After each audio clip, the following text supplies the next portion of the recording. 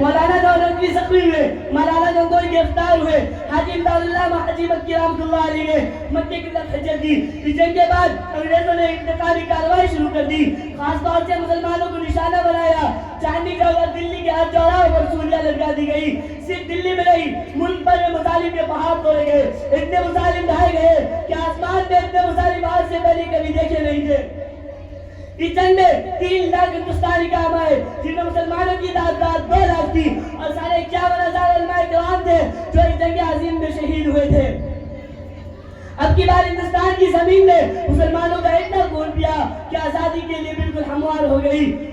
اس کے بعد ان بزرگوں نے حکمت عملی بدلی اور تحریک کا رخ تعلیم کی طرف موڑنے کا فیصلہ کیا۔ چنانچہ سن 1867 میں دیوبند میں مدرسے کی بنیاد ڈالی جو دارالعلوم دیوبند کہلایا اور یہ آزادی کے لیے خوبی چاوطن بنا۔ سن 1885 میں انڈین نیشنل کانگریس کی بنیاد پڑی۔ سن 1891 میں گاندھی جی لندن سے واپس آئے، لیکن ایک ہندوستانی نے انہیں کسی مقدمے کے سلسلے میں جنوب افریقہ بلا لیا۔ گاندھی کو ہندوستانیوں پر ہونے والے مظالم کا پورا تجربہ ہوا۔ سن 1915 میں مولانا محمود الحسن دیوبندی نے ریشمی رومال کی تحریک شروع کی۔ اس وقت گاندھی جی ہندوستان واپس آ چکے تھے، اب مسلمانوں کے ساتھ کاندھے سے کاندھے ملائے ہوئے برادران وطن بھی شریک تھے، جس کے نتیجے میں سن 1919 میں جلیانوالے باغ کے جلسے میں انگریزوں نے اندھادھند گولیاں چلائی۔ ہندو مسلم کا ایک ساتھ مل کر خون بہا۔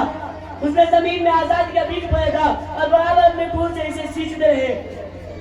اب اس زمین سے آزادی کی بو آنے لگی۔ سن 1942 میں ہندوستان چھوڑو کی تحریک شروع ہوئی۔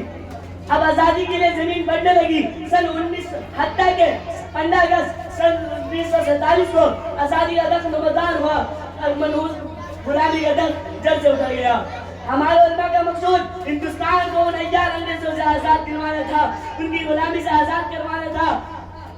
حکومت کی کرسیاں مطلوب نہیں تھی۔ جب وہ مقصود پہ آ گئی تو ہمارے علماء کرام مدرسوں اور خانقاہوں کی حالی اور قال اللہ اور قال رسول میں مشغول ہو گئے، لیکن دھیرے دھیرے گندی بحث اور اعتراض تبدیل کے لوگ حکومت کی کرسیوں کو اپنی طرف کھینچنے لگے، حکومت کی کرسیوں کو اپنی طرف کھینچنے لگے اور ان پہ ناپاک حملے کرنے لگے۔ فرقہ پرستی کے حال میں ہندوستان کو جھونکنے کے لیے ایڑی چوڑی کا زور لگانے لگے۔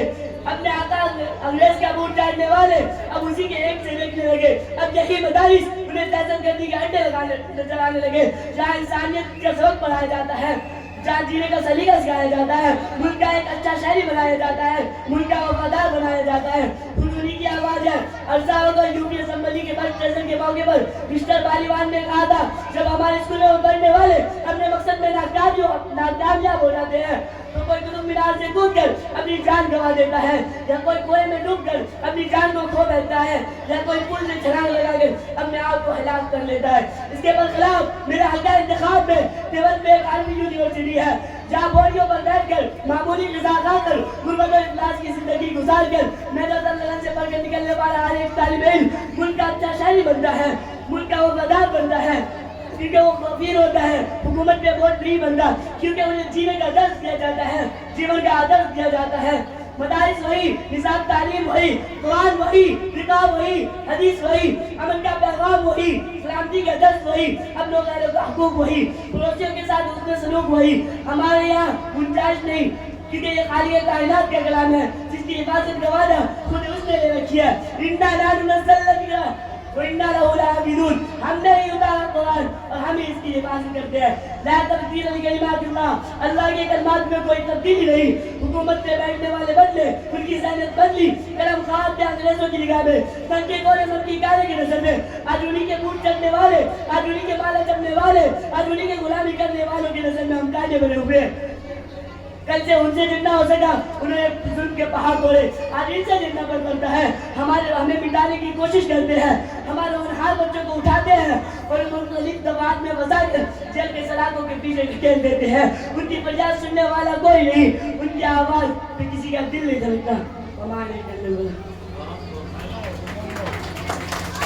ماشاءاللہ ماشاءاللہ، یہ تھے یاسر سمیر جو آپ کے سامنے اپنا نعت ضمیر ادا کر رہے تھے کہ کس طریقے سے یہ ہندوستان جو ہے یہ ہندو مسلم اتحاد کا سنگم ہے، اور کس طریقے سے سب نے مل کر قربانی دی خاص طور سے مسلمانوں نے کس طریقے سے آزادی کی لو لوگوں کے دلوں میں جگایا اور اس بات پر مجبور کیا کہ ہم غلام رہنے والی قوم نہیں ہیں، ہم تو وہ قوم ہیں جو آزاد فضا میں سانس لینے والے ہیں، ہم کو آزادی حاصل کرنی ہے، ہم اس انگریزوں کی غلامی کو برداشت نہیں کر سکتے، ہمارے آبا و اجداد سے انہوں نے ملک لیا تھا، ہمیں اس ملک سے ان سے آزاد کریں گے اور اس کے لیے بے انتہا قربانیاں دی گئی۔ لیکن آج ہم ہی جو مسلمان قوم ہیں یہ شکوک کے دائرے میں ہیں، ان سے ان کی ہندوستانی ہونے کی اور وطن پرست ہونے کی ثبوت مانگی جاتی ہے۔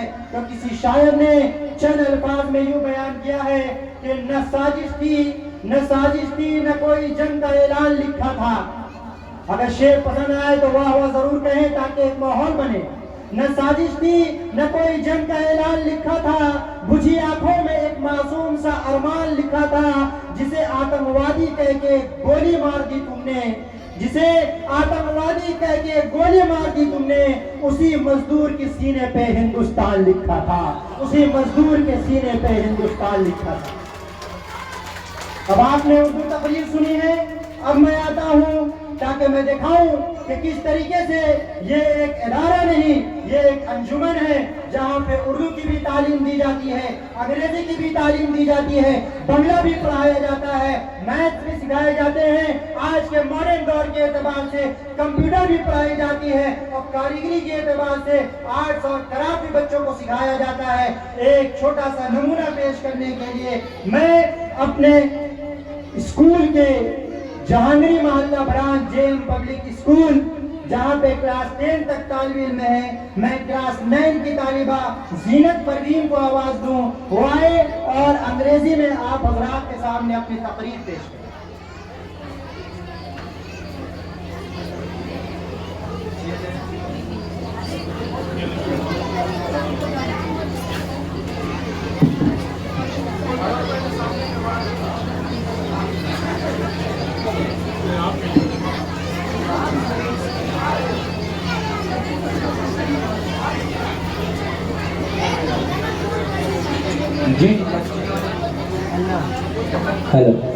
جن بچیوں نے یا بچوں نے پروگرام میں حصہ لیا وہ سامنے کے جانب بیٹھے ہیں تاکہ آپ کو آنے میں سہولت ہو۔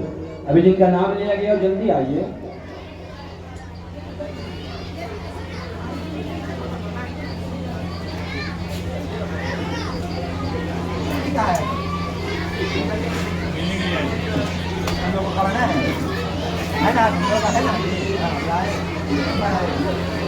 Assalamu alaikum everyone. I, Zeenat Parveen, student of class 9 of J.